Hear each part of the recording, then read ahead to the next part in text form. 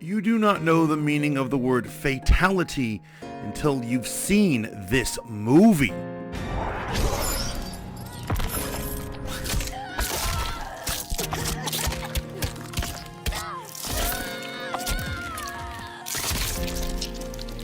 Fatality. Welcome to Voice of the Fat Mantis and my review of Doctor Strange and the Multiverse of Madness. This is a very scary film. I remember I was actually scared. I had a heart afluttered before the film started. I was like, where is this going? Will this sink the landing? What is happening? There's a lot of questions if whether Marvel has been teetering on mediocrity or not. How did it do? What is it all about? I'm going to give you my general thoughts right now. But first, I want you to like, share, and subscribe so that you can keep seeing more reviews, stay in the know, and understand the sheer power and magnetism that is the Fat Mantis. Now, getting into it, this was a pulse-pounding thrill ride that started running and never slows down, and you don't even feel it. The few times it does slow down, it's only for a smidge, and you're really enjoyable throughout from start to finish. It serves as a perfect sequel to both Doctor Strange and WandaVision. As a matter of fact, you don't actually need to see any of these other things. Loki, Spider-Man, or whatever they've connected to it, or just loosely connected to it, you don't really need to experience them. It's just direct sequel. Doctor Strange, WandaVision, blammo, you're good. I really enjoyed the ensemble cast. I really enjoyed everything that they delivered. I have very little bad things to say about it. They even did a smidge of horror. It never reaches horror limits. However, there are creepy, weird things that belong in a horror movie, and it was filled with that, and it made it more fun. It lacked comedy like a lot of Marvel movies, but I think that made it stand out, unlike the other ones, that it wasn't just another Iron Man wannabe ripoff. I thoroughly enjoyed this, and ultimately, I give this movie a 90%. Please check this out in the theaters. Don't let the haters spoil it. This is a good time. You're going to enjoy yourself. Now, as long as you still have a heart in your soul. If you don't have a heart in your body, if you're a soulless, heartless monster, you might not like it. That being said, we're going to move on to our spoiler review.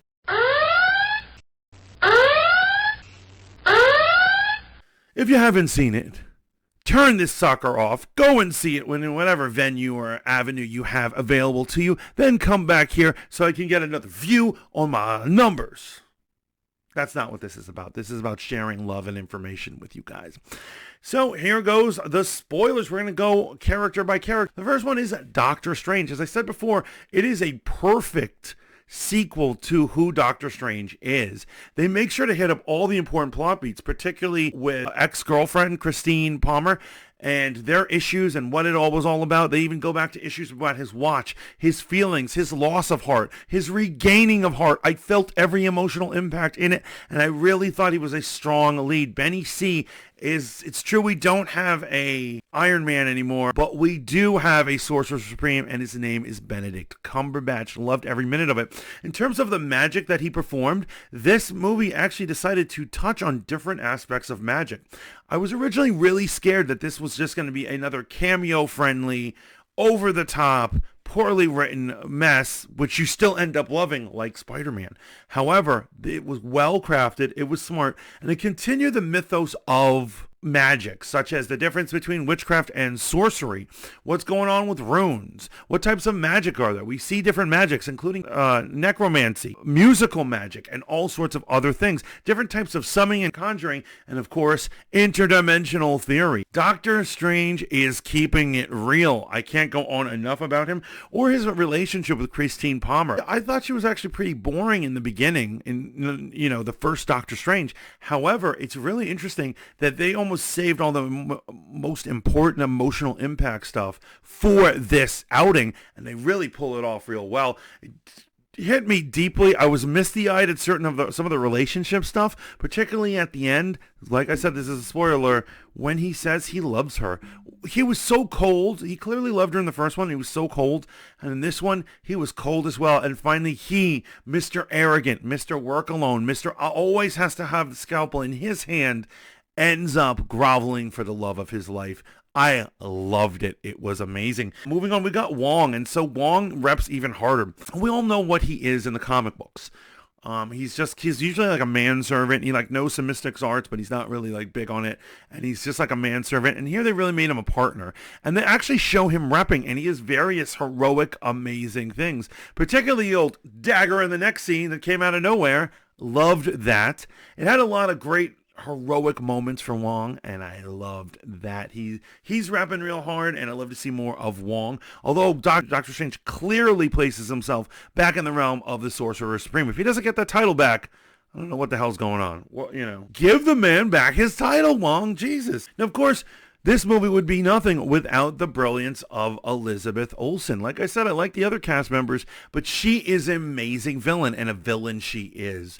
Like I said, the movie starts off running and doesn't stop, and they go straight to her villainy. They don't even have a part where she's pretending to be good. She's straight up evil. She went evil reading that Darkhold, and she really is, and she's a formidable, intelligent, scary villain, and I really like to see that side of Elizabeth Olsen. That was just... wow, I'm not going to say the word because I think everyone's annoyed by hearing that phrase, that new phrase that has gotten into pop culture. But Scarlet Witch was amazing. She has an ambiguous end. Who knows if she died or lived or whatever. But I think it's clear they're going to have to finish it off. Whether she gets another season of her show, whether this will be summed up in the House of Harkness Disney Plus series, or she gets a movie. There is a rumor of a movie, but there's always a rumor that everyone's getting a movie. Pretty much everyone and their mother is getting a movie. This guy is getting a movie. But let's see where it is. However, I will be very disappointed if I don't see more Scarlet Witch.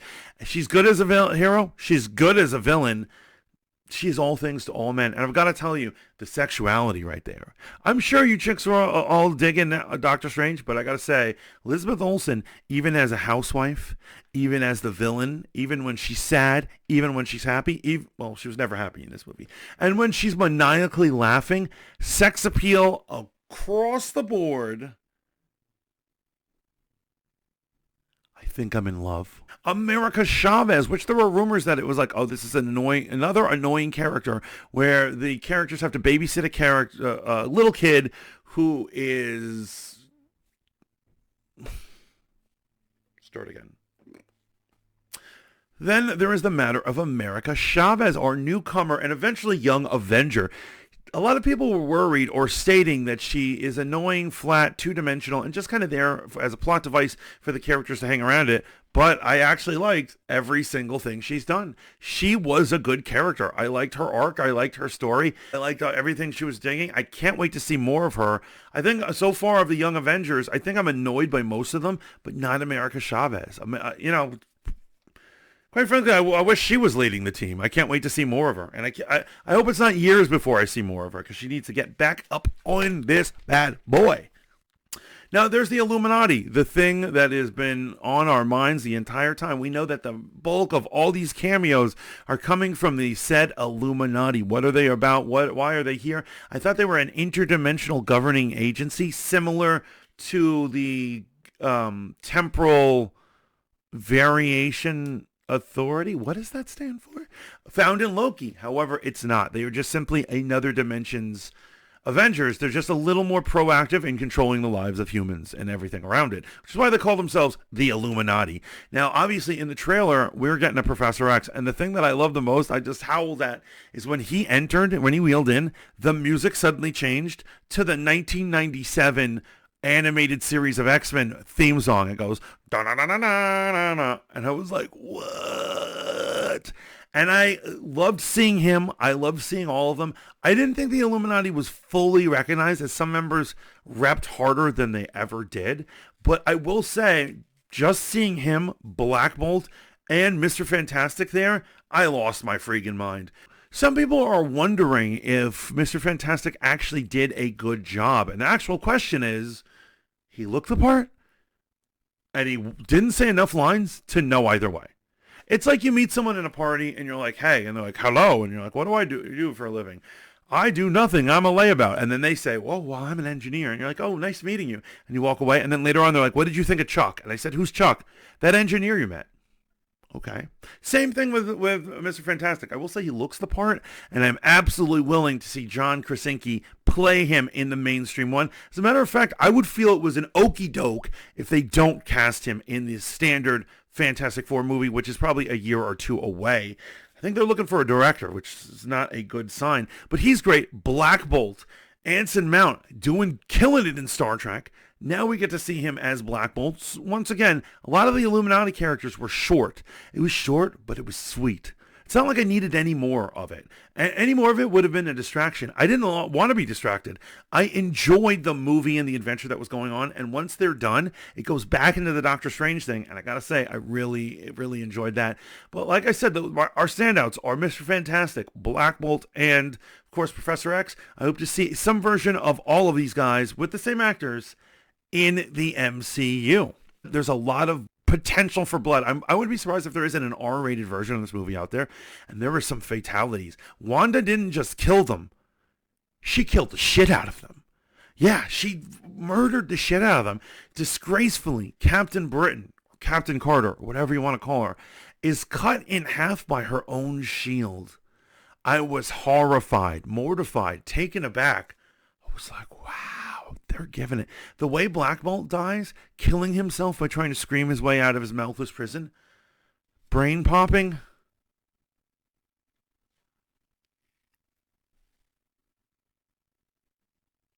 Excellently done. I'm glad that it didn't have more cameos. I'm going to be honest, I really did wish there was a Tom Cruise cameo as the superior Iron Man. I was dying for that one. But at the end of the day, the movie worked without it, and it was still good and impressive, and it gives us great hints about things to come. I'm really glad it wasn't another Spider-Man No Way Home where the cameos dominated the film. I prefer the story to dominate. Thank you very much. I want to make a note on LGBT representation. So strangely, a bunch of countries have been banning this. They ban stuff all the time in these types of countries for an LGBT plot device going on in there. And I was like, wow, what is it? What is going on? I was like, is Marvel Disney going, are they doubling down? Are they going into that? And pretty much they didn't. To be honest, if you were insulted that Rise of the Skywalkers LGBT representation was weak, this was weaker than that. I wonder if for the final cut they actually backed down and cut stuff out, because literally the scene is, these are my two mothers. And I was like, oh, will they kiss? Will they make out? Will they make love? Not even. One hands the other a flower and they smile. And that is that. They are out of the story. They are out of everything. They're out of our view. I cannot understand why these countries would ban it. It's over the top. I'm wondering if there's more to her story that was cut on the end, actually had things that would offend people in the other countries. Literally, if you use the other language as it's going to be translated, she could have literally said, this is my mother and my aunt, and no one would have even questioned that. So it's such a bizarre situation we're in. I wonder if that's really why they're banned, or do these guys just hate America? You hate America! I love America.